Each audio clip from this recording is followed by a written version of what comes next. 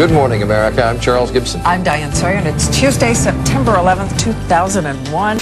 It is lunchtime in London, 5 a.m. in Los Angeles, and 8 a.m. here in New York, live from the CNN Financial News headquarters. It is beautiful outside, perfect September day with lots of sunshine. Oh, would you look at Washington, huh? I'm going outside today. Other than that, it's kind of quiet around the country. We like quiet. It's quiet. It's too quiet.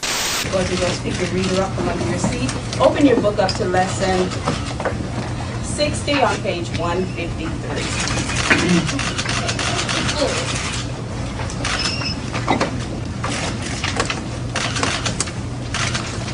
At the count of 3, everyone should be on page 153.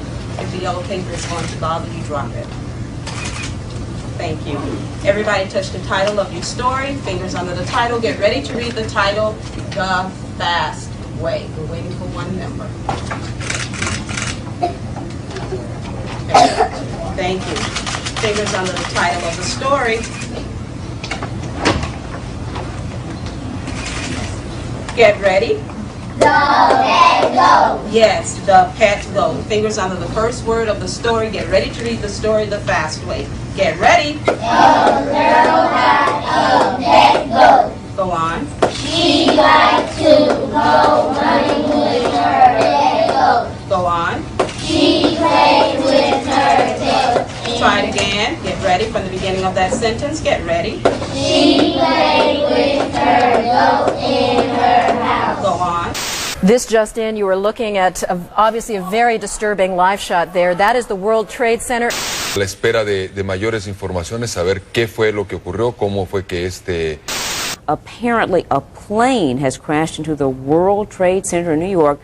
現在私、貿易センタービルから1キロほど北にあります国連本部の It does not appear that there's any kind of an effort up there yet. Now remember, oh my God. Oh my God.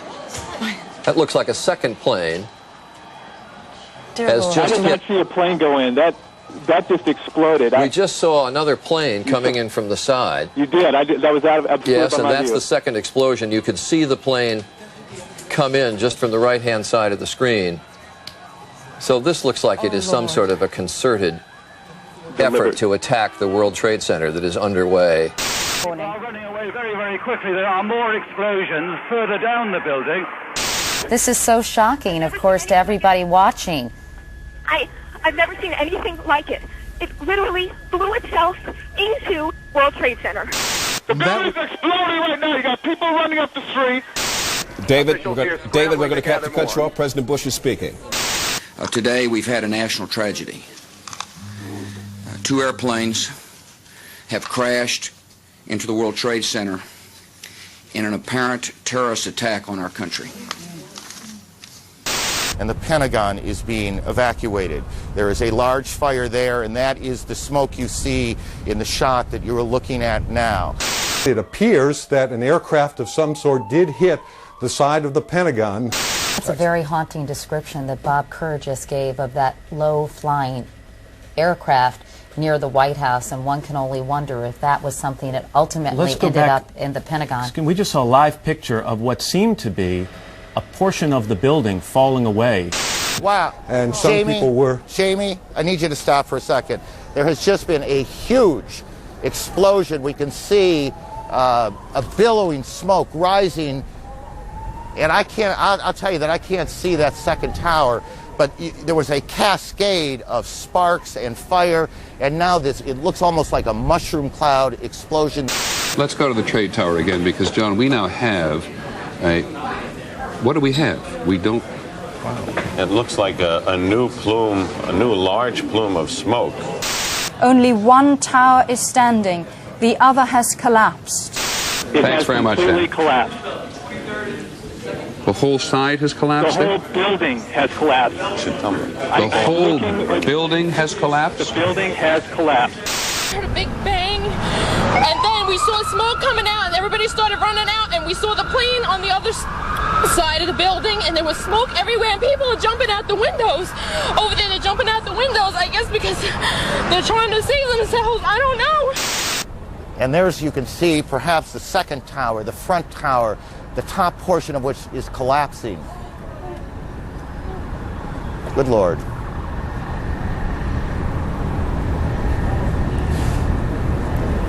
There are no words.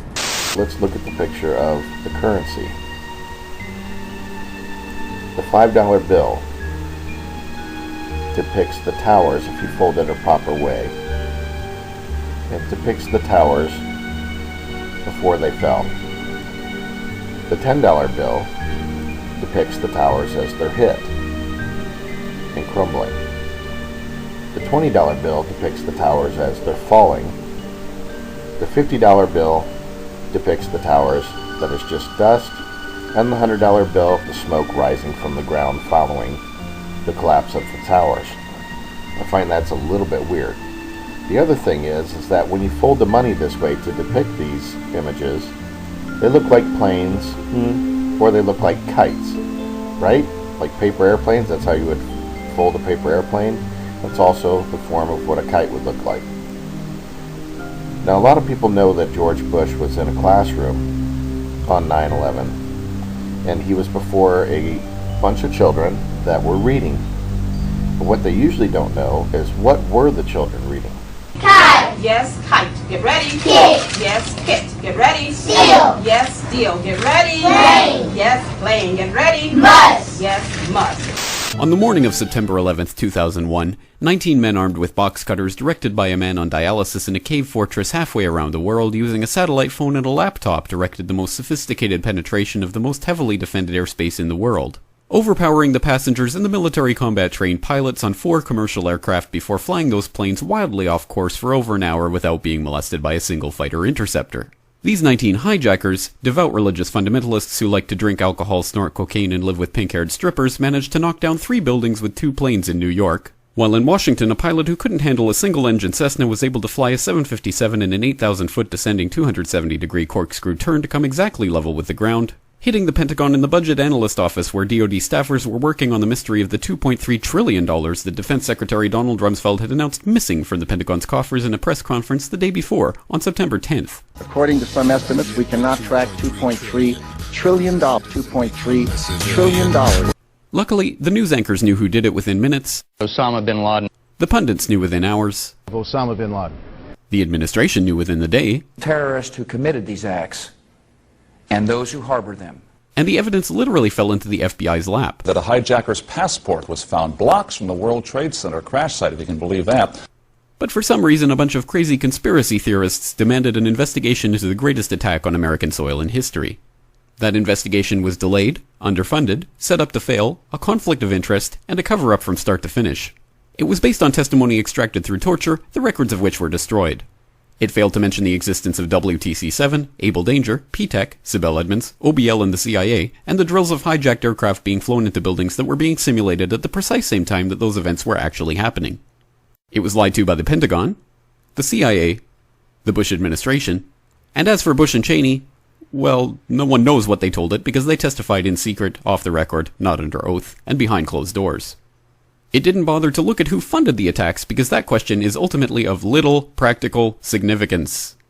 Still, the 9/11 Commission did brilliantly answering all of the questions the public had, except most of the victims' family members' questions, and pinned blame on all the people responsible, although no one so much as lost their job, determining the attacks were failure of imagination. Because nobody in our government, at least, and I don't think the prior government that could envision flying airplanes into buildings. Except the Pentagon, FEMA, NORAD, and the NRO. The DIA destroyed 2.5 terabytes of data on Able Danger, but that's okay because it probably wasn't important. The SEC destroyed their records on the investigation into the insider trading before the attacks, but that's okay because destroying the records of the largest investigation in SEC history is just part of routine record keeping. NIST has classified the data that they used for their model of WTC-7's collapse, but that's okay because knowing how they made their model of the collapse would jeopardize public safety. The FBI has argued that all material related to their investigation of 9/11 should be kept secret from the public, but that's okay because the FBI probably has nothing to hide. This man never existed, nor is anything he had to say worthy of your attention, and if you say otherwise, you are a paranoid conspiracy theorist and deserve to be shunned by all of humanity. Likewise him, and her, and her, and her, and him. Osama bin Laden lived in a cave fortress in the hills of Afghanistan, but somehow got away. Then he was hiding out in Tora Bora, but somehow got away. Then he lived in Abbottabad for years, taunting the most comprehensive intelligence dragnet, employing the most sophisticated technology in the history of the world for a decade, releasing video after video with complete impunity and getting younger and younger as he did so, before finally being found in a daring SEAL team raid which wasn't recorded on video, in which he didn't resist or use his wife as a human shield, and in which these crack special forces operatives panicked and killed this unarmed man, supposedly the best source of intelligence about those dastardly terrorists on the entire planet. Then they dumped his body in the ocean before telling anyone about it. Then a couple dozen of that team's members died in a helicopter crash in Afghanistan. This is the story of 9/11, brought to you by the media which told you the hard truths about... His head could be seen to move violently forward. And... They took the babies out of the incubators. And... Mobile production facilities. And... The rescue of Jessica Lynch. If you have any questions about this story, you are a batshit, paranoid, tinfoil, dog-abusing baby hater and will be reviled by everyone. If you love your country and or freedom, happiness, rainbows, rock and roll, puppy dogs, apple pie, and your grandma, you will never ever express doubts about any part of this story to anyone. Ever. Loch Ness, one of the most haunting and mysterious regions in the Highlands of Scotland. Every year, around 1 million people are drawn to the loch to experience its unique atmosphere, to gaze upon its somber and majestic scenery, and perhaps catch a glimpse of the creature that dwells in its depths.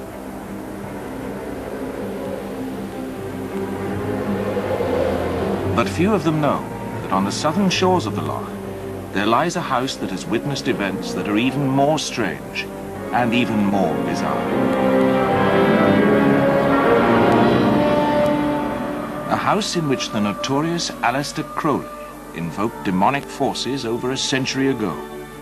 A house in which those forces still remain to this very day.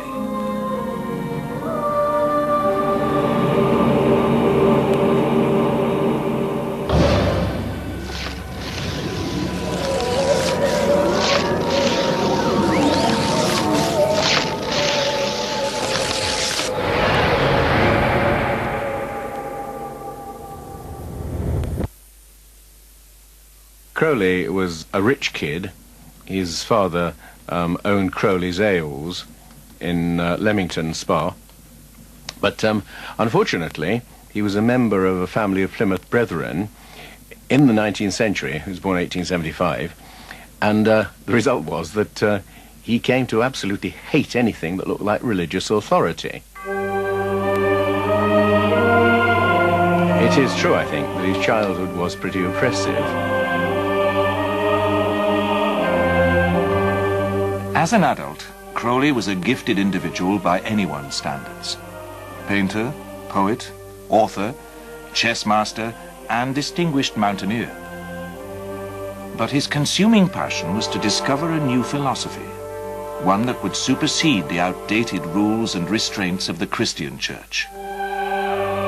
Crowley sought for enlightenment through the practice of magic. Well, Crowley thought of himself as a magician. That tends to raise eyebrows because most people don't believe that magic works. But in fact, what Crowley realized was that magic does work. And he devoted his life to it, I suppose. As a young man, Crowley became a member of the Order of the Golden Dawn, a ritual magic society that included men such as MacGregor Mathers, the supernatural writer Arthur Machen, and the poet W.B. Yeats. In 1899, Crowley arrived at Loch Ness. He was immediately drawn to Boleskine House as the ideal location he required to perform a complex and demanding magical rite. This was to have unfortunate and unintended consequences both for Boleskine and for Crowley himself. I mean, he took Boleskine because he wanted some quiet place where he could practice the magic of a magician called Abraham Allin the Mage. And it's a fairly long ritual and would usually take about 6 months or even longer.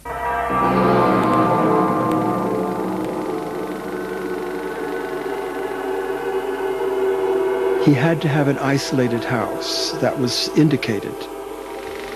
and it had to have a terrace, kind of a flat area outside, and it had to be without nosy neighbors.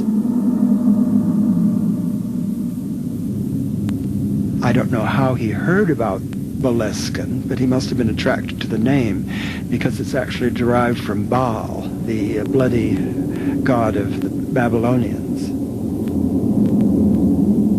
He spent almost a year looking for this type of house. It had to be a house which opened onto the north, doors opening onto the north, with a terrace which he could cover with fine river sand, and with a part of the house where the spirits, which he called that, would congregate. The reason for this fine sand is that, just so that for your own affirmation that this process is not just pure imagination, as it were, fantasy, that you can see the feet marks of the beings you're invoking. So afterwards,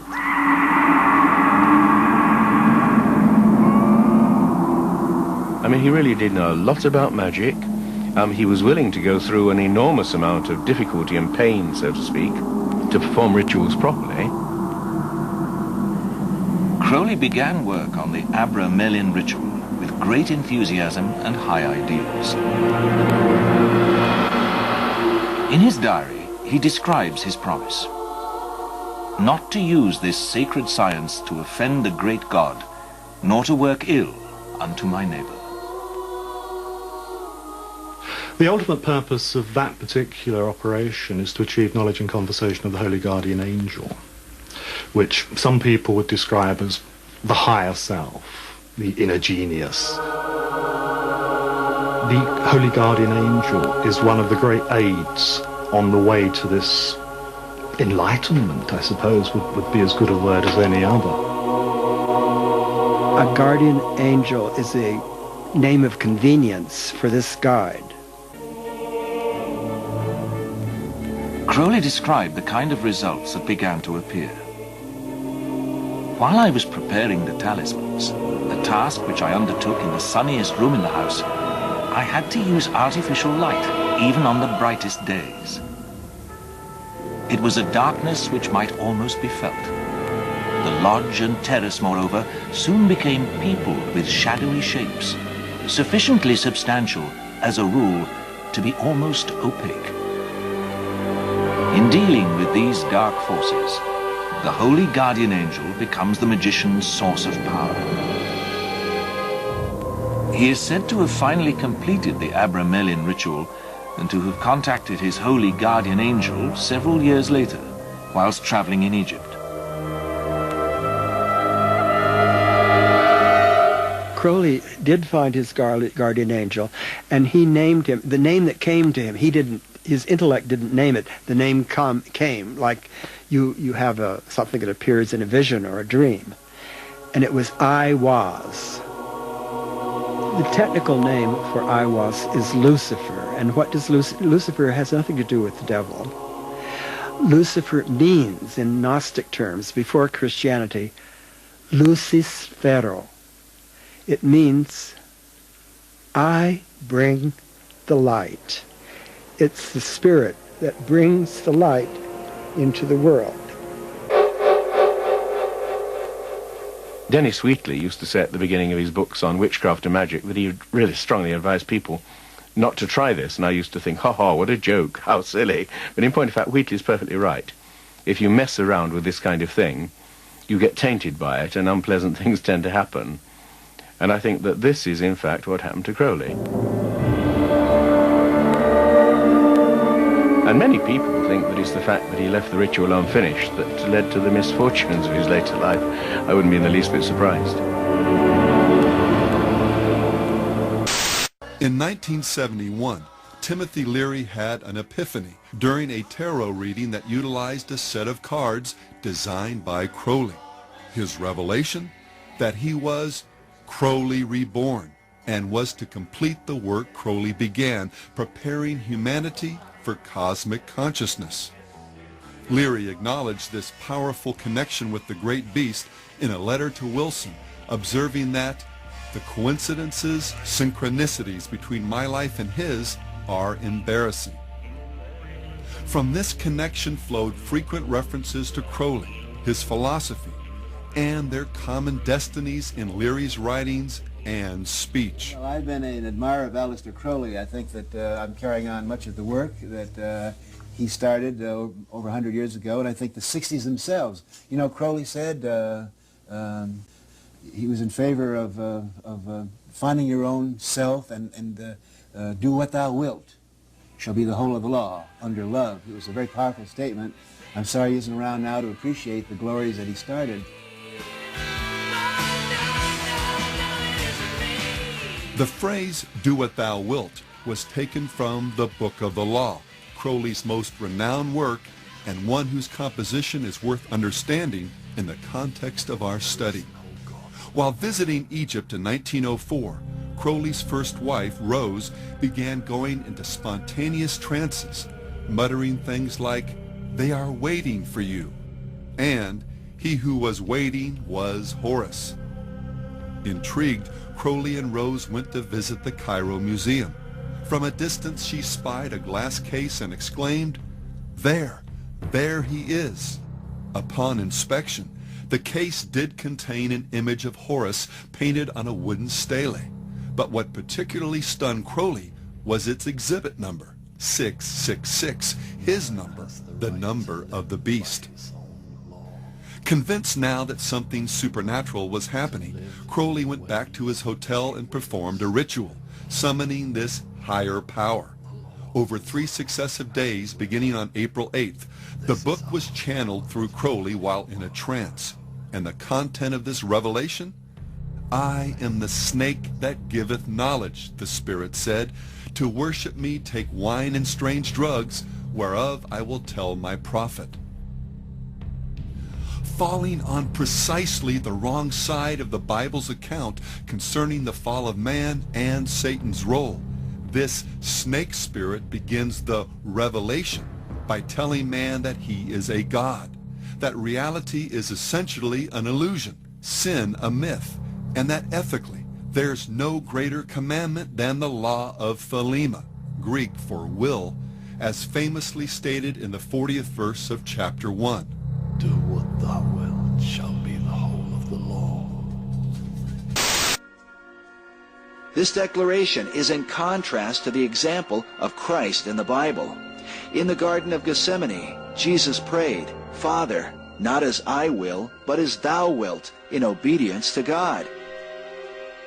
But in the Book of the Law, Crowley turns the tables and teaches men not as God wills, but rather, "Do what thou wilt."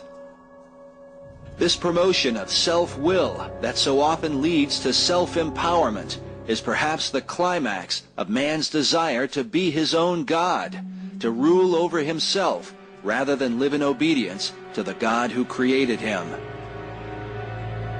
Jesus said, "If any man will come after me, let him deny himself and take up his cross and follow me. For whosoever will save his life shall lose it, and whosoever will lose his life for my sake shall find it." Having thoroughly rejected the gospel of Jesus Christ, Aleister Crowley would earn the title of the wickedest man in the world by the London newspapers. The British media exposed his bizarre satanic rituals at the mysterious Abbey Thelema in Sicily. On one occasion, a man named Raoul Loveday died from drinking poisoned cat's blood at Crowley's command. Loveday's widow returned to London and exposed Crowley's wicked behavior to the world. When he was a child, Crowley's own mother referred to him as the Beast. According to Crowley researcher James W. Revac, he quickly identified with the title, and for the rest of his life, he viewed himself as the Beast of the Apocalypse, the enemy of Christianity. Like all New Age adherents, past and present, Crowley revered the serpent's lie from the Garden of Eden. He wrote, "This serpent, Satan, is not the enemy of man, but he who made gods of our race, knowing good and evil. He bade, know thyself, and taught initiation." Through the 20th century, the influence of this black magician and professing Satanist upon popular culture has compelled some researchers to consider him the real father of the modern New Age movement. Well, he's basically not only the father of modern Satanism and the most highly regarded Satanist of the last century, he is also the father of the modern New Age movement, which is extensive around the Western world today. I won't say he single-handedly ushered in the New Age movement, but he, more so than any other human being, was instrumental in the popularization of the New Age movement.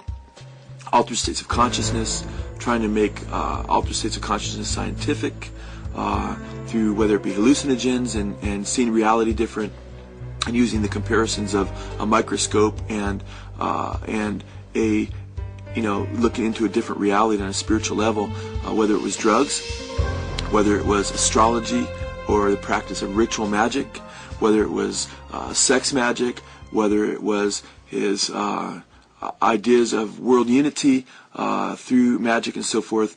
All these are very popular through the 1960s and after that in ushering in what today is called the New Age movement. But he was very, very powerful as far as, more so than anybody.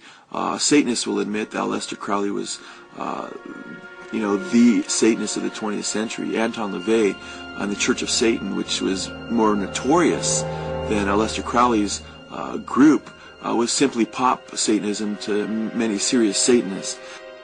Hail Satan! Hail Satan! Shem Ham Farash! Shem Ham Farash! Hail Satan! Hail Satan! And even Anton LaVey's group, Anton LaVey's library was chock full of Aleister Crowley's books. The co-founder of the Church of Satan with Anton LaVey, Kenneth Anger, was an avowed Satanist who was a follower of Aleister Crowley. And many of his works, Invocation to My Demon Brother, Lucifer Rising, and so forth, videos that he made in the late 60s extolling Satanism, were all about Aleister Crowley, unveiling a picture of Crowley and that's worshipped and so forth. In regard to Satanism, his name comes up over and over again in satanic music and so forth. But even more importantly, in regard to the New Age movement, in the early 1900s, Aleister Crowley was talking about the new eon. Ionis is a Greek word for age, and the new eon being the new age.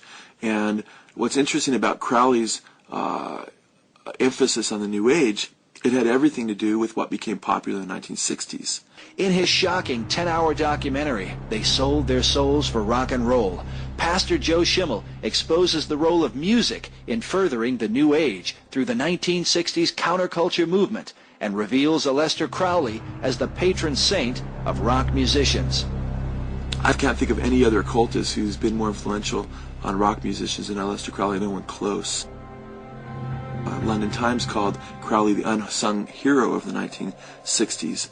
In fact, if you look at the 1960s counterculture leaders, John Lennon, he said his whole philosophy was, and he quoting Aleister Crowley's axiom, do what thou wilt, was the whole Beatles philosophy, he said in his interviews before his death was do what thou wilt. And they put their heroes up on Sgt. Pepper's Lonely Hearts Club Band album, and who did they place there? Aleister Crowley. In fact, that whole album, as we show in our rockumentary, was basically a tribute to Crowley's New Eon, along with their Satanic Majesty's Request by the Stones that the Beatles put out with Sgt. Pepper. In fact, we make a really clear case for Sgt. Pepper being Crowley. In fact, Crowley died 20 years before that album came out, and of course the song 20 years ago today, Sgt. Pepper taught the band to play. It was 20 years ago today, Sgt. Pepper taught the band to play. It's quite interesting because not only was Lennon and the Beatles into Aleister Crowley, but we show the Rolling Stones and how they were into Crowley, and Mick Jagger and Keith Richards helping out with even Kenneth Anger's movies, pushing Aleister Crowley's Satanism in Lucifer Rising and so forth. So you have the Stones, you have the Beatles, the two biggest rock bands in the 1960s. You have Jim Morrison with a bust of Aleister Crowley, the biggest American rock idol of the 60s, on his album 13. We can go on and on. Led Zeppelin, the biggest band of the 1970s. Jimmy Page buying Aleister Crowley's mansion overlooking Loch Ness, being full on into Aleister Crowley, using implements of his temple on the Presence album on the front cover, as Crowley talked about in his books on ritual magic, and even down to his symbol, Zoso, Jimmy Page of Led Zeppelin, which is really soul. spelled forward and Sol spelled backwards of the solar god. Sol was Sol, the god of, or Satan, in Crowley's books. It was another symbol of Satan, Sol, and that was Jimmy Page's occult symbol that he used that nobody could decipher. And recently in Rolling Stone magazine interview in 2002, they all came out and said what their symbol meant, except Page still wouldn't come out and say what his meant. But Crowley said to write backwards and forward. If you look at that symbol closely, it's Sol, forward and backwards. So that's still not known to even the rock world what that symbol was, but Jimmy Page has admitted being an admirer of Crowley, practicing Crowley's magic for power and so forth, and they became very powerful. These bands sold their soul for rock and roll, so to speak.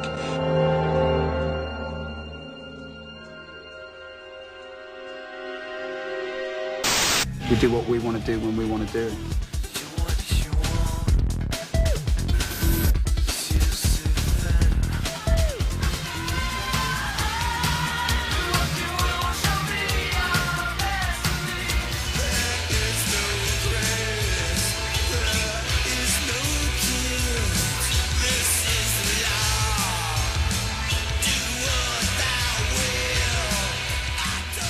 Well, today that same law has been written, spoken, or sung about by more contemporary artists than even Robert Anton Wilson would have imagined. John Lennon, Jim Morrison, the Black Crowes' Chris Robinson, and Marilyn Manson have all trotted it out in one form or another as words to live by. Harry Smith inserted it into the original handbook that came with his renowned Anthology of American Folk Music. It shows up in songs by Mudvayne,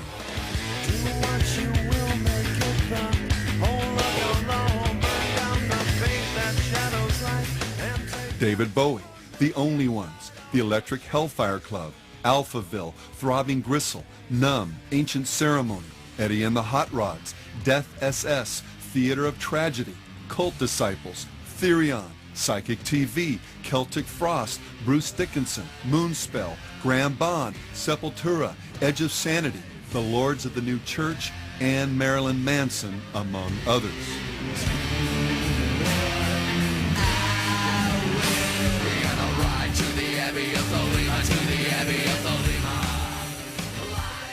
The band 311 not only uses Crowley's Law as a lyric, the bass player had it tattooed on his leg, as well as Crowley's Tree of Life design on his back.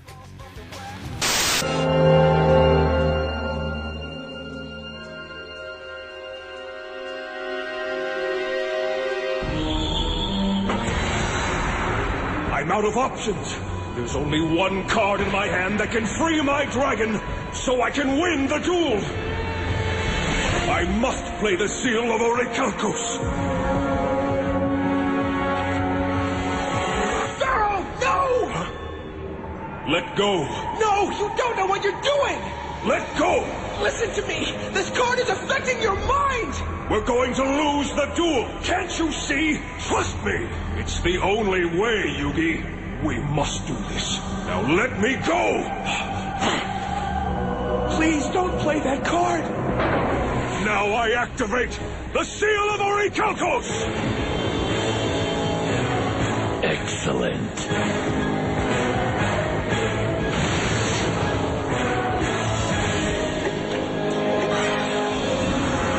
What have I done?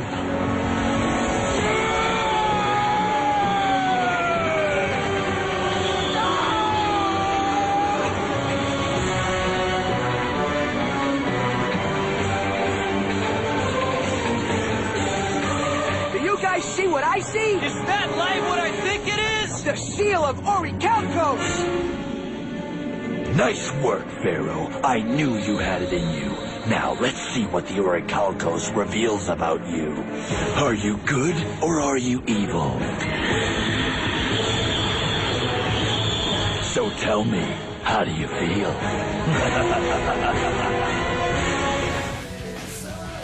Punk band Unwritten Law had Crowley's Law written on their concert t-shirts. I'm closer to the golden dawn, immersed in Crowley's uniform of imagery. Among rock artists who have studied and embraced aspects of Crowley's magical system, Daryl Hall, Sting, Coil, and Killing Joke, among many others, could relate at some point in their careers to Bowie's comment, "My overriding interest was in Kabbalah and Crowleyism, the whole dark and rather fearsome netherworld of the wrong side of the brain." Director Donald Cammell, the man behind the underground film Performance, used to enjoy telling friends that, as a child, he would sometimes be bounced on the knee of the wickedest man in the world.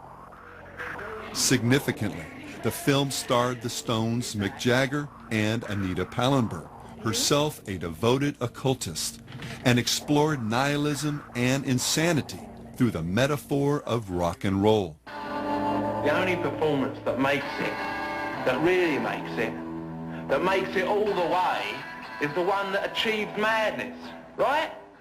Cammell also played the role of Osiris in Lucifer Rising, the film by another Crowley devotee, Kenneth Anger. Anger directed and produced a number of occult films that utilized the talents of rockers Marian Faithfull, Mick Jagger, Jimmy Page, and Bobby Beausoleil, another Crowleyite who was later convicted of murder in relation to the Manson cult. And Led Zeppelin's Jimmy Page's fascination with the great beast is so notorious, it rates its own link on a website dedicated to Crowleyana.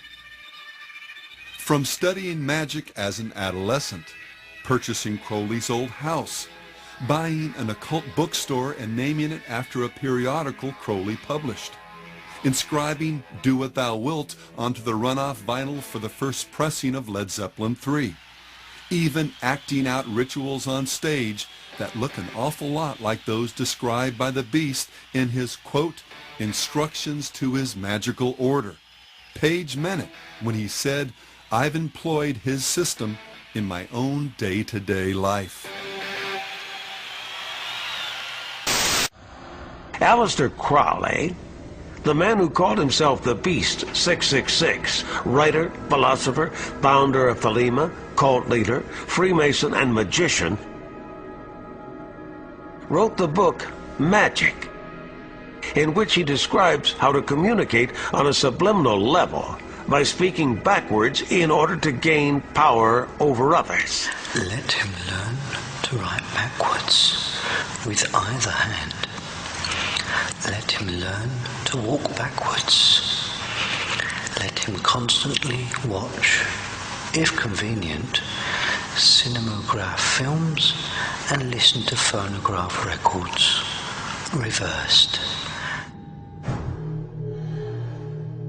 Let him practice speaking backwards. Thus, for I am he, let him say, he am.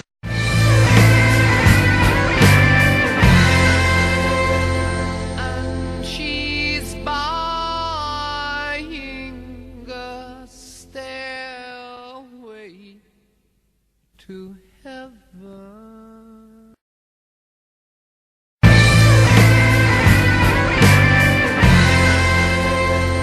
And she's buying a stairway to heaven. Let him practice speaking backwards.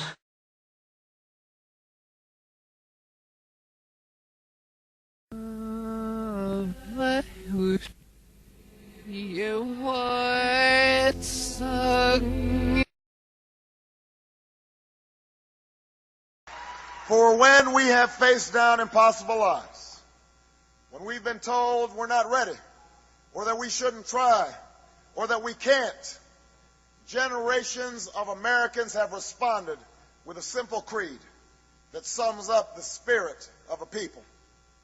Yes, we can. Yes, we can. Yes, we can.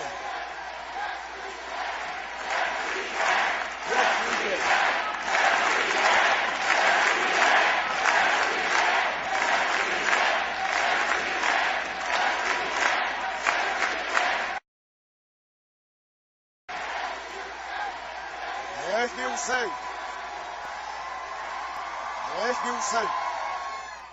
Yes, you'll see.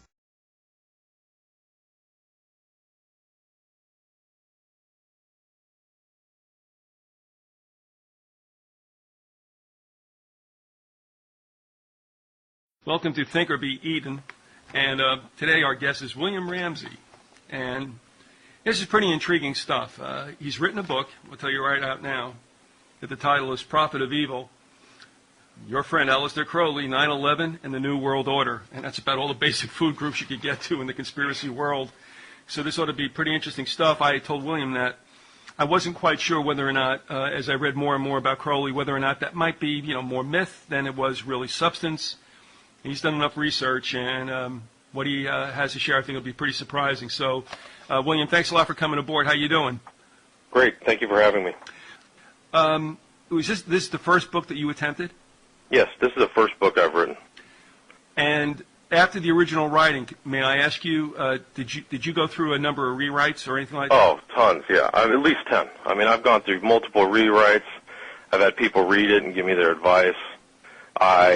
I did a lot of editorial stuff myself. I knew that this subject was difficult. I really pretty much didn't head towards any major publishing house with the material. Mm-hmm.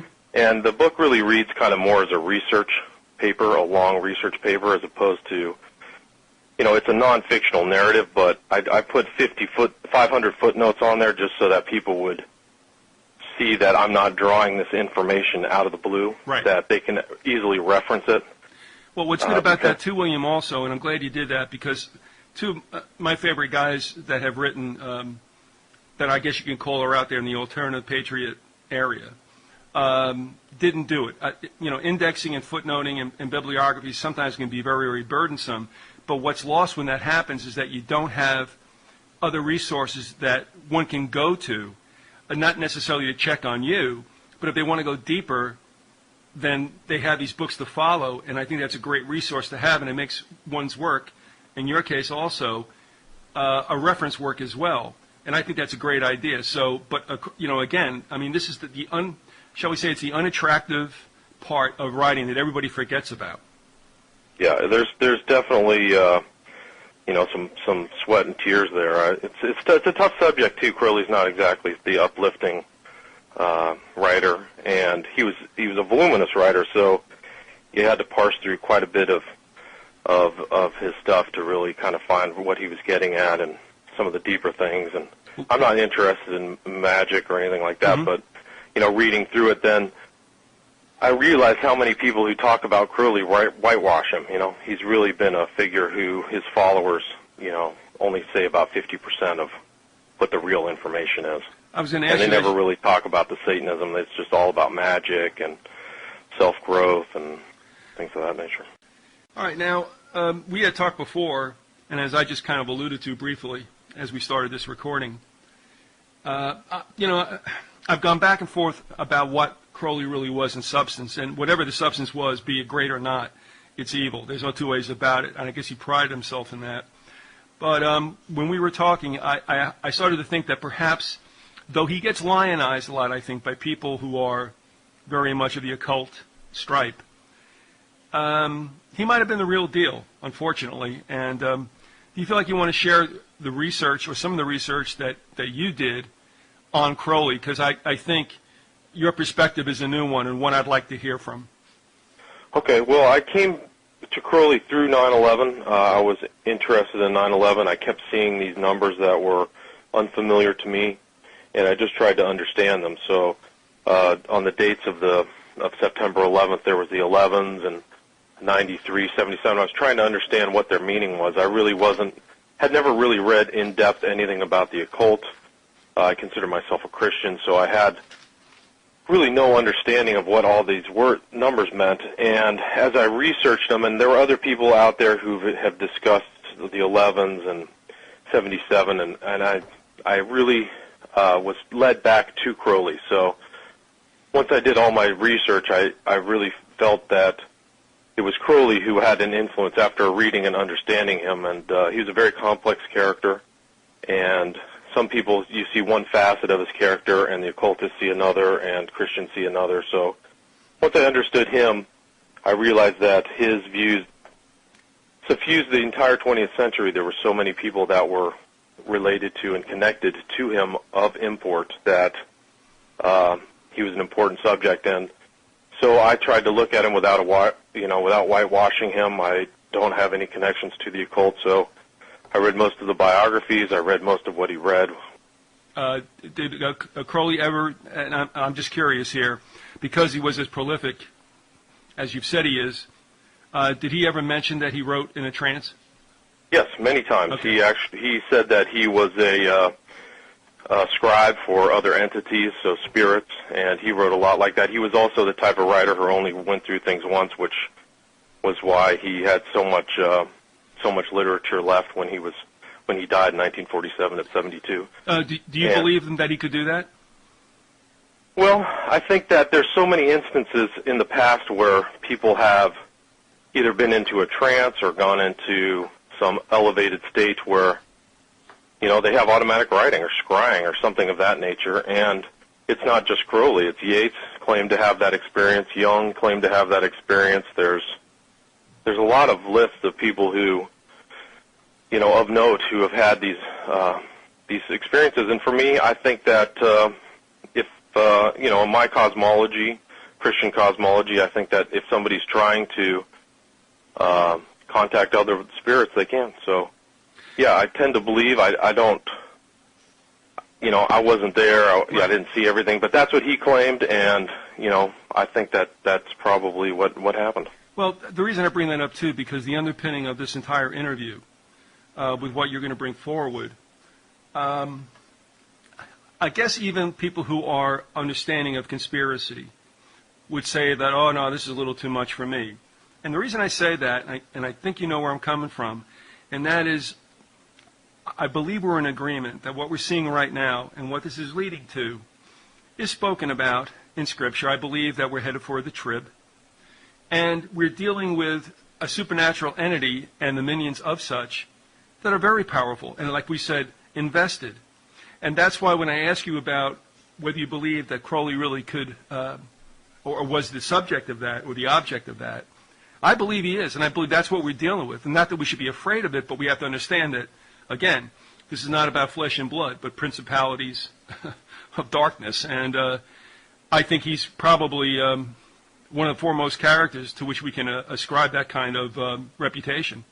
Agreed. And he thought of himself as, the chief of staff to the devil, literally. And he acted like it. His whole life was dedicated to that.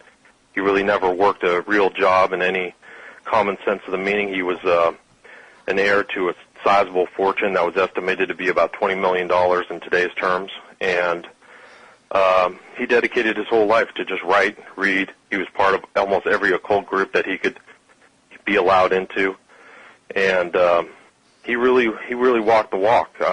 Once you read his stuff, you realize that this wasn't a guy who was joking around. He really believed in the devil, and he really dedicated his life to his service, in my opinion.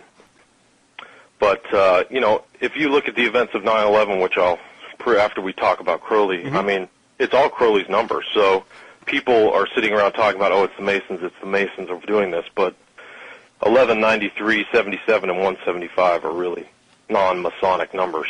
Right.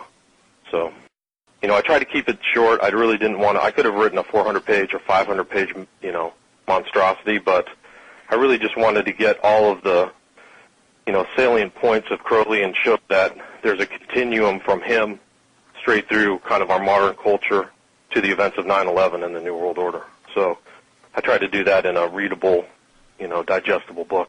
Well, let me ask you, because I think I know the answer to this, but I'd like to hear you. Probably one of the greatest wonderments of writing something as you have is the research, because, boy, I tell you, I mean, it is an onion, and you can go everywhere. Did you find that even though your curiosity, intellectually and otherwise, wanted to bring you down in other volumes, did you find yourself saying, whoa, I got to stop here. I got to pull it back? That's a great question. Yeah, absolutely. I mean, I had my first iteration of the book was just Crowley and then his followers, and I just went through the political issues with politicians, and I just said, you know what, I'm just going to focus on Crowley. This is information people are not familiar with generally. They've generally either been lied to, deceived, or They haven't been, truths about Crowley have been omitted that I think are salient. So I actually have a second book I'm kind of working on, which is called Children of the Beast, which are the people who have been influenced by Crowley. And, like I said, Leary Hubbard, other important people who are seen as gurus or, cultural leaders who are really Crowley's little minions. Researchers argue that America's current problem with sexual predators is the fallout from the sexual revolution, a movement said to be inspired by the late Alfred Kinsey and his famous Kinsey reports, first published in 1948. According to the conservative organization Human Events, the Kinsey Report is listed among the top 10 most harmful books of the 19th and 20th centuries. Number 1 on their list was the Communist Manifesto that inspired the deaths of more than 100 million people in the 20th century alone. In his book, Marx and Satan, author Richard Wurmbrand exposes the truth about the man most credited with the communist idea. Marx began his life as a professing Christian, even writing a poem titled The Union of the Faithful with Christ in favor of Christianity. But by the time he finished high school, somehow his heart had turned. In another poem he wrote, I wish to avenge myself against the one who rules above. In a poem titled Pale Maiden, Marx wrote, Thus heaven I forfeited, I know it full well, my soul once true to God is chosen for hell. But Marx was not alone in his thoughts of damnation. He surrounded himself with like-minded fellows at the Internationale, a working man's association with a secret agenda. French historian E. Freiberg wrote, The Internationale everywhere found support in Freemasonry, while author William T. Still writes that the Internationale can hardly be viewed as anything but Illuminized Masonry in a new disguise. Among Marx's comrades were men like Mikhail Bakunin, who wrote, The evil one is the satanic revolt against divine authority. Satan, the eternal rebel, the first free thinker, and the emancipator of worlds. Then there was Pierre-Joseph Proudhon, who wrote, Come, Satan, slandered by small and by kings. God is stupidity and cowardice. God is hypocrisy and falsehood. God is evil. Or Heinrich Heine, called the intimate friend of Marx, who wrote, I called the devil and he came. His face with wonder I must scan. He is not ugly, he is not lame. He is a delightful, charming man. Wurmbrand writes that Marx and his comrades, while anti-God, were not atheists as present-day Marxists claim to be. That is, while they openly denounced and reviled God, they hated a God in whom they believed. When the revolution broke out in Paris in 1871, the Communard Florins declared, Our enemy is God. Hatred of God is the beginning of wisdom. Marx greatly praised the Communards, who openly proclaimed this aim. Such was the thinking of the men whose influence would change the world through communism. As Nesta Webster wrote, the Internationale became simply an engine of warfare against civilization. Just as the Jacobin Club had openly executed the hidden plan of the Illuminati, the Internationale, holding within it the same terrible secrets, carried on the work of world revolution. This revolution would next enter into Russia to overthrow Tsar Nicholas II and his family, who were brutally murdered on July 17, 1918. As with the French Revolution, the powers that took over were far more bloodthirsty and cruel than any monarch in Russia's history. The two chief instruments, Lenin and Trotsky, inspired a civil war that cost 28 million Russian lives. When Joseph Stalin inherited Lenin's legacy, he would be called the most dictatorial and murderous tyrant the world had ever known. His own daughter said of him, quote, a terrible demon had taken possession of my father's soul. It is now estimated by Soviet sources that Stalin's reign of terror killed 40 million Russians, a far greater death toll than what is so often attributed to Adolf Hitler. Sources claim that Europeans and Americans financed Lenin and Trotsky in their attempts to foment a revolution in Russia. Many have seen in this a global conspiracy. Among them was a young Winston Churchill, who made this statement where he tied it all together in a London newspaper in 1920. He said, From the days of Spartacus Weishaupt to those of Karl Marx to those of Trotsky, this worldwide conspiracy for the overthrow of civilization has been steadily growing. It played a definitely recognizable role in the tragedy of the French Revolution. It has been the mainspring of every subversive movement during the 19th century. And now, at last, this band of extraordinary personalities from the underworld of the great cities of Europe and America have gripped the Russian people by the hair of their heads and have become practically the undisputed masters of that enormous empire. Yet in 1945, Churchill would be among the 3 leaders at the infamous meeting at Yalta, an historic event that many argue was a gigantic push for the New World Order. Is it possible that somehow Churchill's youthful convictions changed 25 years later? For now he would sit in support of the very movement he sought to expose. The Soviet Union, under the bloody leadership of Joseph Stalin, was given power over half of Europe, a decision that would later lead to the murder of countless millions. It is said this was largely due to the efforts of Franklin D. Roosevelt. FDR was also responsible for putting the Masonic seal on the back of the US dollar bill, with the all-seeing eye and the words Novus Ordo Seclorum, translated by many researchers as the New World Order. The Reverend Jim Shaw, a former 33rd degree Mason who left the order and wrote his book titled The Deadly Deception, was interviewed by a reporter in 1989. We read that, concerning the famous picture at the Yalta Conference, Reverend Shaw said, and there they were, Roosevelt, Churchill, and Stalin, all 3 Masons.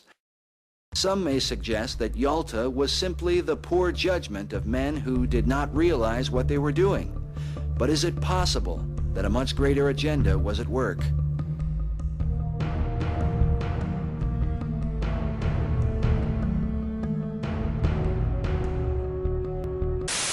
Adolf Hitler's Mein Kampf, that helped to bring about the Holocaust, was listed at number 2, while the quotations from Chairman Mao, who founded Communist China, was number 3.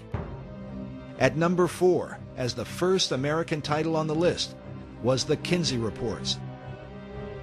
Sexual behavior in the human male, followed by sexual behavior in the human female, which, when first released, was likened to dropping an atom bomb on American society.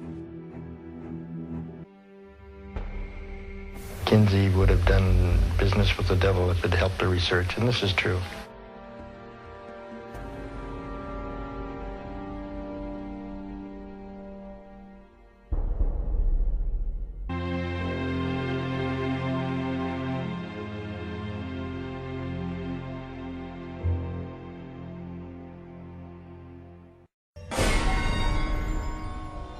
Kinsey's willingness to work with the devil, at one point, seemed to take on a very literal meaning. One of the interesting things I found several years ago in researching the Satanist Aleister Crowley was the influence that he has had on so many people here in the United States of America. And one of the men that he had influenced was Alfred Kinsey. After publishing his male and female reports, Kinsey began to travel abroad and study sexuality in foreign countries.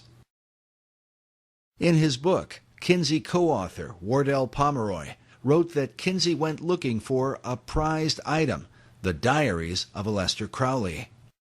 Crowley died just a year before Kinsey's book came out.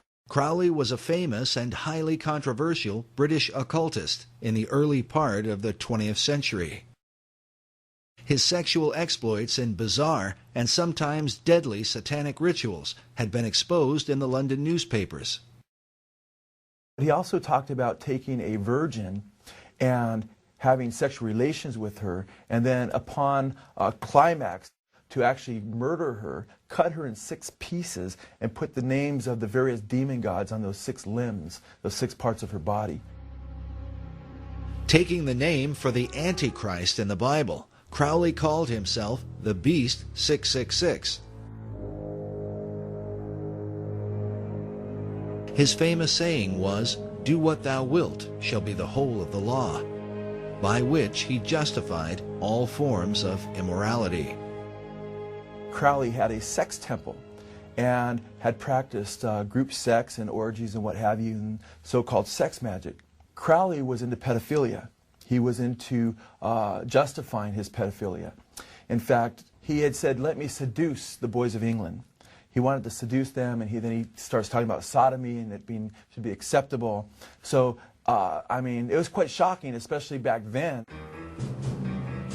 Pomeroy wrote that Crowley was called by Lord Douglas the wickedest man who ever lived, and his sexual history alone was enough to earn him the title he gloried in, the Beast. Crowley kept a diary up to his death. 2 weeks after Kinsey tracked down these papers in England, he found himself in the temple that the Beast had founded in Sicily. Kinsey is pictured here inside Crowley's temple, known as the Abbey Thelema, where he performed his satanic rituals. On the wall is a picture of Crowley himself, while across from Kinsey is another man named Kenneth Anger. Anger was a close acquaintance who appeared in some of Kinsey's sex films, made in the attic of his Bloomington home. As an avant-garde filmmaker, Anger was deeply involved in the occult. He directed films with titles such as Lucifer Rising and The Invocation of My Demon Brother. Kenneth Anger is a co-founder of Anton LaVey's Church of Satan, and Kenneth Anger also was, had a penchant for younger men, for sure. Bobby Beausoleil was his live-in boyfriend. That's the same Bobby Beausoleil that committed the first murder, killing Hinman for Charles Manson. That was his live-in boyfriend. He played Lucifer in one of his occult movies that extolled the virtues of Aleister Crowley's magic and what have you. In this image from one of Anger's films, we see Bobby Beausoleil, who would later become one of Charles Manson's killers. He's standing next to a doorway with Crowley's maxim, "Do what thou wilt," painted on the door. A phrase that certainly fit with Kinsey's own view of human sexuality. Pomeroy even admits that Kinsey loved Crowley's writings, including specifically mentioning some of his homosexual erotica. One of his books called White Stains. Kenneth Anger is quoted saying that Kinsey was obsessed with obtaining the great beast's day-to-day sex diaries. To obtain grant monies and maintain the support of the university, Kinsey needed the excuse of research to validate his 24 hours a day obsession with sex. However, Kinsey's battle cry of "do your best and let other people react as they will" seemed a variation on Crowley's "do what thou wilt" maxim. An older Kenneth Anger is pictured here, with the name Lucifer tattooed on his chest. So important was Anger's relationship with Kinsey that to this day, the Kinsey Institute Library features a Kenneth Anger collection with an archive of Anger's films as well as the correspondence between him and Alfred Kinsey. Should America be disturbed that the father of her sexual revolution, who changed American law and laid the foundation for sex education, had such associations? If America continues to be influenced by Kinsey, what will it mean for her future? What Kinsey discovered at Crowley's mysterious abbey might provide a clue. Pomeroy writes that Crowley's curious magnetism drew people from all over the world, who came and became his sexual slaves. Some of these women left their husbands to enter the temple. They held group orgies as part of their ritual and included in them the small children the women had brought. He further reveals that inside the abbey, Kinsey found paintings, life-sized representations of sexual activity, including children. Some have considered the possibility that Aleister Crowley was another of Kinsey's pedophiles who kept his diaries as part of Kinsey's sex research. I would be surprised if Kinsey was not, in fact, either paying or communicating with Crowley regarding his sex diaries, because Crowley was more open and more public with his sexual exploits than pretty much anybody of the time. He was known as the wickedest man on the earth long before Kinsey would have gone to him. He was far more accessible than, say, a Nazi officer in Germany to Kinsey, and as ugly as Crowley was to so many people, he wasn't nearly as known, or there wasn't the reputation that there was with the Nazis. And at the same time, Crowley could have used the money in the 1940s. He had, he wasn't as rich as he was. He had spent a lot of his money, so he would have been more open to that. And then to see that Kinsey was actually reading Crowley's stuff, we know that from Pomeroy. And it would be hard to believe that he wasn't already working with Crowley and encouraging Crowley to continue on with his sexual exploits. One way or another, the net effect is the same. Kinsey was fostering much of the same revolution that Crowley had begun over in England, and was helping continue what Crowley hoped would take place in the United States of America. Let's talk about where we are now. I think you and I are in agreement, and I'll let you articulate that understanding Scripture and understanding human behavior and what you've seen historically, comparing it to what's in Scripture. The New World Order is very real. I think we could say it is probably the architect is Satan, and we're getting kind of close, I think, to a certain time. Can you tell me what you think the New World Order is and why Crowley had some attachment to that?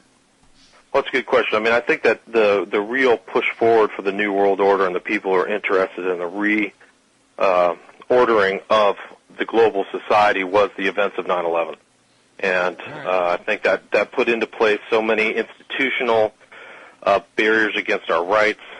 It created a culture of real mind control, and it started off global warfare. It wasn't just Afghanistan or Iraq. There's assassinations taking place. There's bombings, etc. A culture of fear.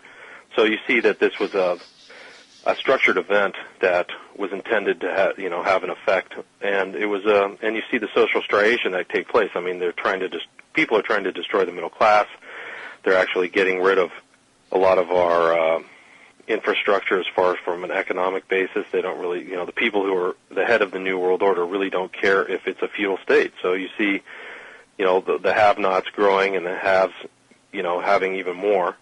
And so in the events of 9/11, there are direct lines and numerical attachments from that event back to Crowley.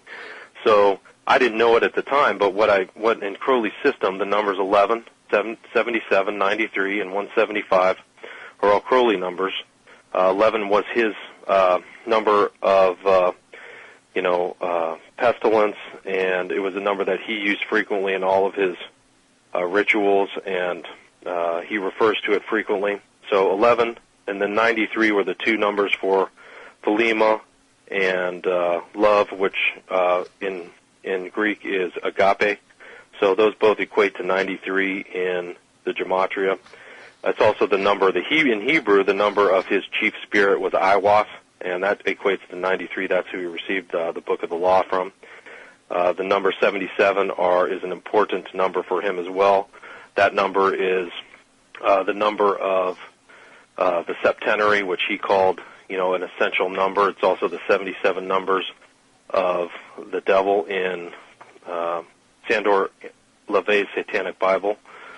So you'll see that number reference there. And he said that 77 is it's a mystic number.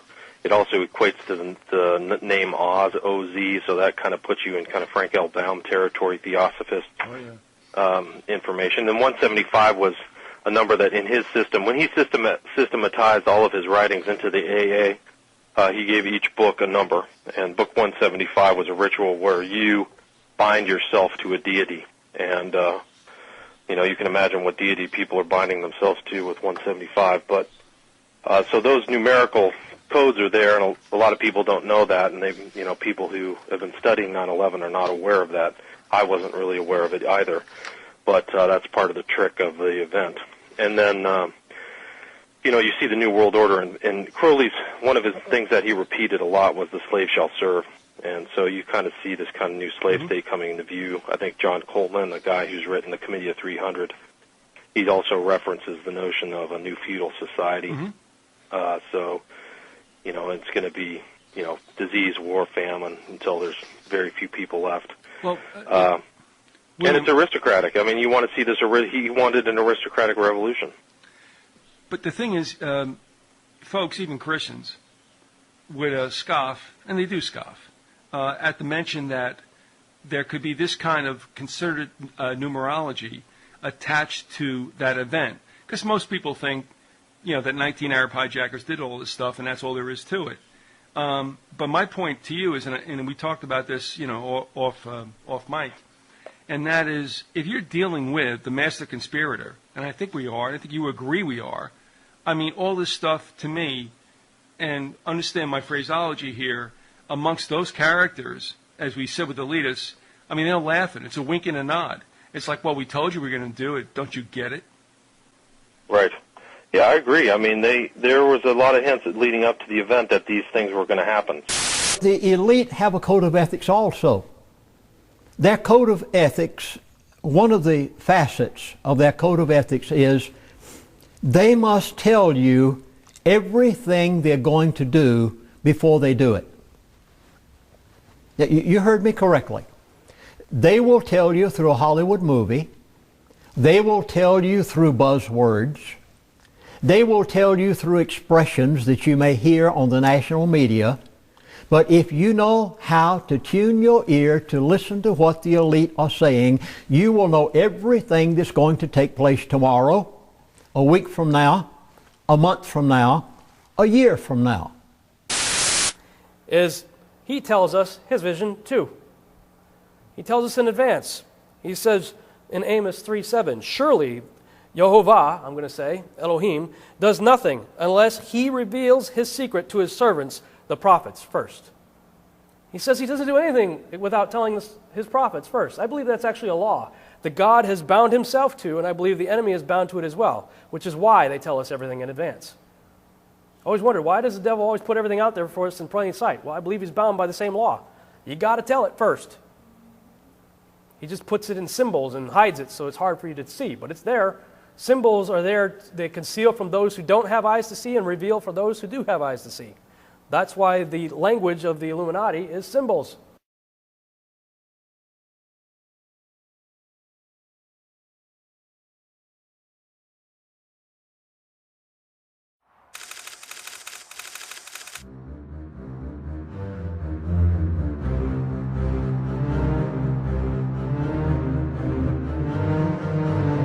Clandestinely concealed in this Hollywood classic is a prophetic prediction about the events of September 11th.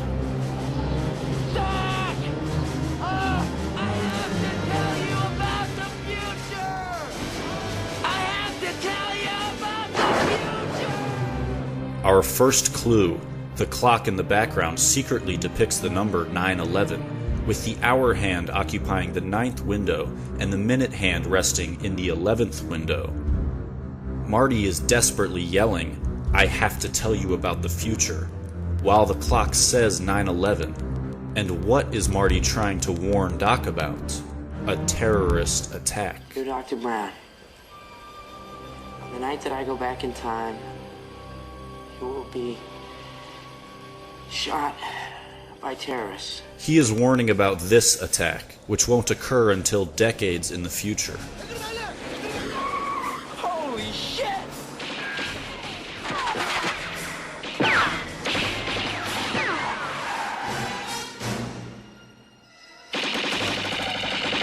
The terrorist ambush occurs here, in the parking lot of the Twin Pines Mall.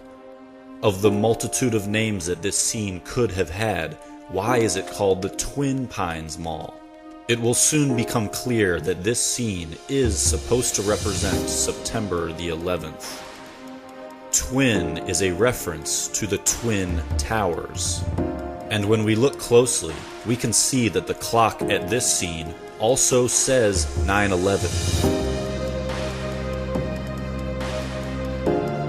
Both of these clocks veil a code for September the 11th, the first appearing during the warning of the attack, and the second appearing during the attack itself. And to even hammer the point home, here at the Twin Pines Mall, we are shown two more clocks, and both of them also display the barely hidden value 9/11. You will be shot by terrorists. So all of these 9/11s are on clocks, because 9/11 is more than just a number. It's a time, a specific time in history, a date. It appears on clock after clock, while Marty frantically warns about an impending event in history. These clocks are denoting the date of that event, while terrorists are attacking. And what about these terrorists? Because terrorists can come in many forms, look any different way, be from any part of the world. But these terrorists happen to share the same ethnic roots as the alleged 9/11 hijackers, and stage their ambush at the Twin Pines Mall. We can be certain that twin is made to represent the Twin Towers, because after the terrorist attack occurs, the word twin is removed. Prior to the terrorist attack, there are twin monuments. After the terrorist attack, there is only one monument. There are no more twin towers, twin monuments, twin pines. They're gone. And a single monument takes their place. The single monument now at Ground Zero is the One World Trade Building. The twins are gone, and the lone, or one, now stands. It is incontrovertible that this film is riddled with 9/11 symbolism. But symbolism aside, what if there was a literal depiction of the Twin Towers that showed them collapsing? This in fact does occur in the movie. We will see it at Marty McFly's future house. I don't believe it. I live in Hilldale. This is great. Way to go. Marty, stay here. Change clothes. If I need you, I'll holler. Oh, come on, Doc. I want to check on my house. Please.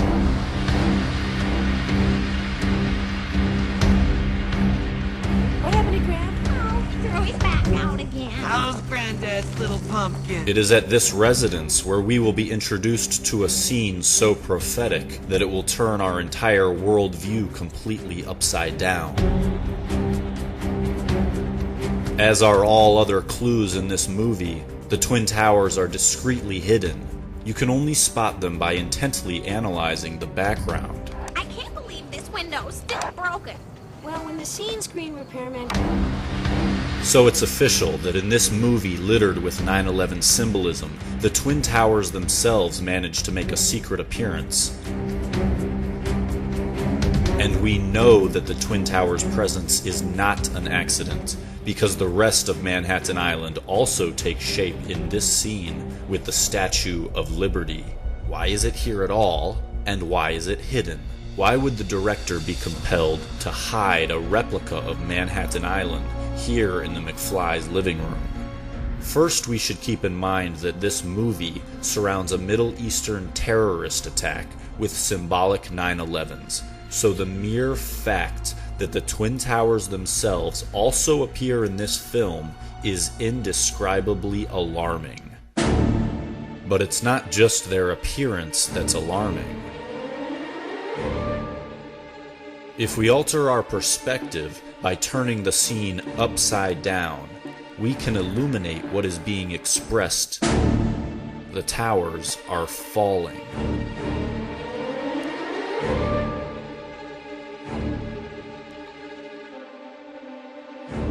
It would solidify our point if there were justification for viewing this scene upside down. But can we think of any reason at all why we should be motivated to look at this scene from an inverted perspective, revealing the Twin Towers falling down? In the entire 3-part series of Back to the Future, there is only one cameo ever made by an upside-down human being, and it is in this scene. This is the only time an upside-down character will ever be viewed, and it's for a reason.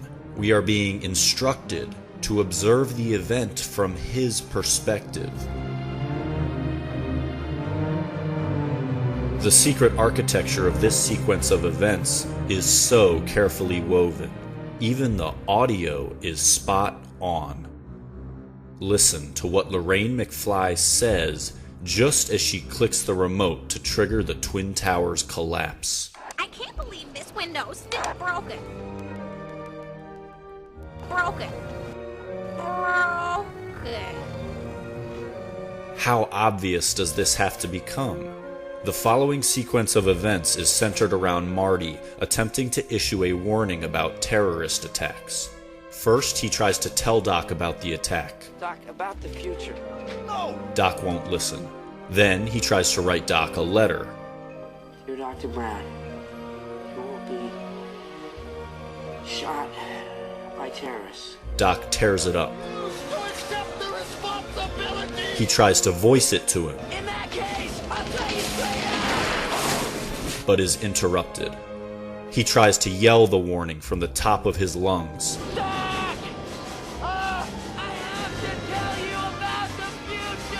When it all fails, he continues hatching schemes to warn about the terrorist attack. Damn it, Doc, why did you have to tear up that letter? Just go back early and warn him. The blatant, overwhelming theme here is that someone is screaming from the top of their lungs to watch out for this pending terrorist attack. Just go back early and warn him. And finally, when Marty's last plan goes into action, he ignites an astounding pyrotechnic proclamation that unmistakably spells out the digits 911. Someone is screaming from the top of their lungs with all the creative capacity that they can muster to watch out for this future terrorist attack. On the street where we just saw 9/11 in blazing fire, the terrorists appear and go streaking by, on their way to the Twin Pines Mall, which is clad in more 9/11 warnings. 9/11, 9/11, 9/11, 9/11, 9/11, 9/11, 9/11. The film is crawling with 9/11s. But what is Back to the Future fundamentally about? It's about an individual who has foreknowledge of an amazingly unlikely event. Unfortunately, you never know when or where it's ever going to strike. We do now. A tower that is going to be struck down from the sky. This is it. This is a suspiciously perfect metaphor for 9/11. But Marty has foreknowledge regarding two events. One is a Middle Eastern terrorist attack, and the other is a tower being destroyed. It doesn't take the greatest of artistic imaginations to superimpose his two warnings. What are the chances that a movie displays all these 9/11s, and the plot of the movie is a prophecy about a tower being struck down, while Middle Eastern terrorists stage a surprise attack at a scene called Twin? And what are the chances that in that same movie, the director constructs a secret recreation of Manhattan Island that shows the Twin Towers falling?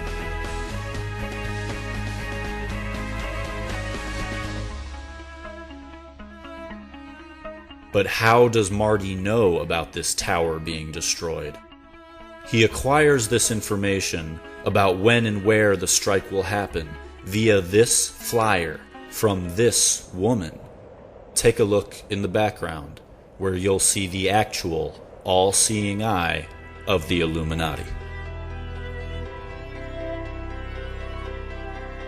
You never know when or where it's ever going to strike. We do now.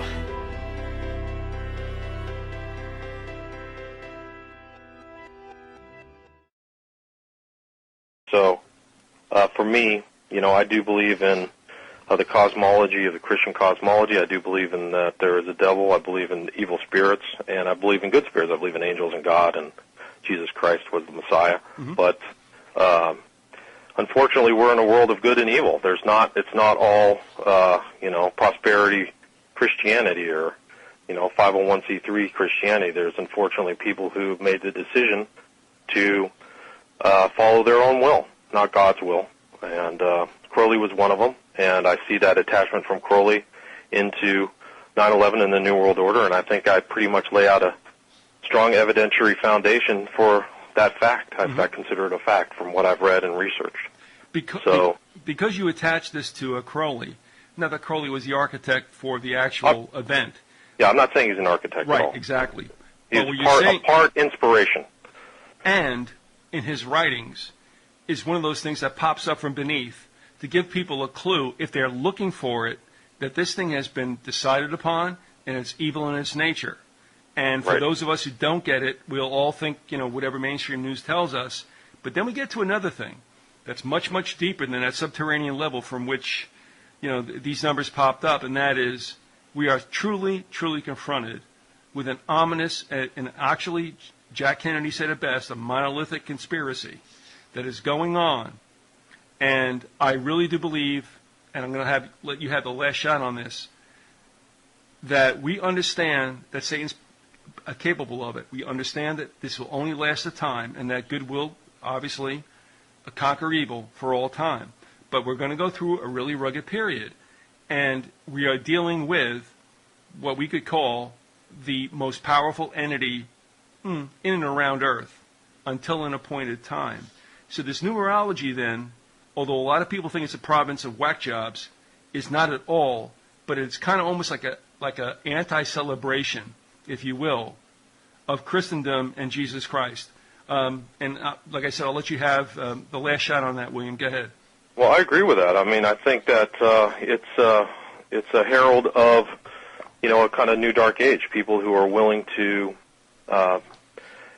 make war against their own people. And I think that your point about, in my position and from my spiritual view, that, this is something that's been talked about since Christ. And there's, Revelations, and Crowley was very familiar with Revelations, and he himself wrote in one of his books that what nobody before me has done is to prove the existence of extra-human intelligence, and my magical record does this. I err in interpretation, of course, but it is impossible to doubt that there is somebody there, somebody capable of combining events as Napoleon forms his plans of campaign, and possessed of powers unthinkably vast. So, you're up against great wickedness in high places, just like Paul said. So I agree. I mean, I think it's not a joke. It's very serious. I didn't really like writing the book. I didn't like putting it out there. I know that some people will mock it and deride it or just straight out ignore it. Well, that means you're doing the right thing. Well, I understand that, but I had to do it out of conscience because I knew what I understood, and nobody was saying anything. So I think it's the most important element of the 9/11. It's all important of the political, cultural effect, but the spiritual and occultic influence is extremely important because it created this climate of fear, and it's important for people to come back to repent and to go back to God and Jesus Christ and read the King James Bible and do the work yourself and realize that there's somebody out there who wants to degrade you and wants to harry you. And really, the war of evil against humanity has always been there. And even Hitler was a follower and acknowledged, Crowley, and you saw his war against humanity and what resulted from that.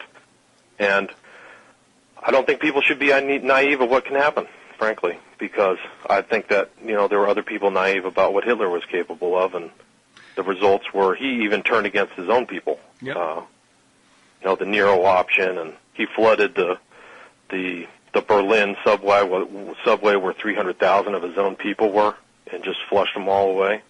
I mean, he was a monster, and so you don't want a Crowley-level monster to ever be in control. Unfortunately, they're attracted to power, and they take it by force, and but don't be a naive Christian is really, I think, what my general message is. There's evil out there, and there's also good, which is good news. So there's a way to, overcome these dark ages that I think we're in right now.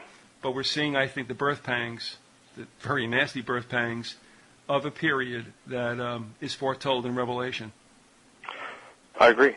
I totally agree. I just see it. I think that they've been passing off. At least the presidency of the United States goes from one occultist to another. I mean, the names may change, but Obama is not the savior. He was a complete liar and a fraud. He's still a fraud, but unfortunately, things really haven't changed for the better. No, and you can't be anything else and expect yourself to be in the White House. Those people are bought and sold Yeah, it's unfortunate, and the sad thing is that there's so many Christians out there who pledge their allegiance to these people, and they're nothing but they're not even Christians. They're against, I think, what God's will is. It's man's will. So, just going back to Crowley, I think that if the spiritual implications of Crowley's doctrines of the human will tends to be very corrupt. It's full of greed and lust and ignorance, and that's when things get scary. Is if you're making a doctrine based on the human will. For me, it's you're opening yourself up to a lot of evil actions.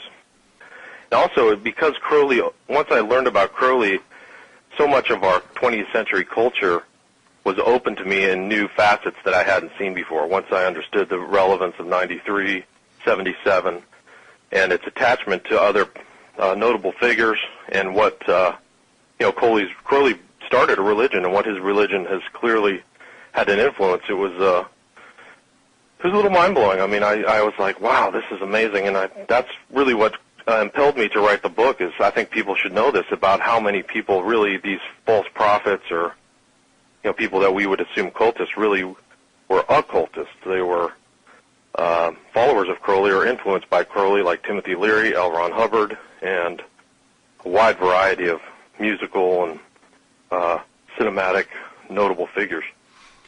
So I would say, yeah, it had an effect upon me. It still does. But I think that when you put the light to it, it exposes so much darkness that it's like, okay, so this is really the story. So it confirms the Christian cosmology. Mm-hmm. It shows that evil does exist, that there is a good and bad way to live life, and all of the leaven of Crowley should be rejected in toto. It's awful, evil, and he left a wide swath of pain, misery, and destruction in his wake.